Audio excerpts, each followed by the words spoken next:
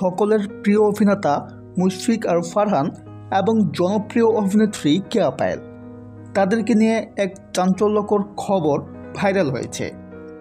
ভিডিওটি শেষ পর্যন্ত দেখুন, কারণ শেষে এমন কিছু তথ্য পাবেন যা আপনাকে অবাক করে দেবে। হঠাৎ করেই ফারহান ও কেয়া পায়েলকে একসাথে দেখা গিয়েছে। সেখানে দেখা যায় ফারহান ও কেয়া পায়েল রাতের বেলা একসাথে ঘুরছেন। কেউ কেউ বলছেন তারা শুটিংয়ের জন্য গিয়েছিলেন, আবার কেউ বলছেন এটি শুধু একটি বন্ধুত্বপূর্ণ আড্ডা। তাহলে সত্যি কি? বিশ্বস্ত সূত্র বলছে তাদের সম্পর্ক শুধুই বন্ধুত্বপূর্ণ। তারা একসাথে সময় কাটাচ্ছেন আগের চেয়ে অনেক বেশি।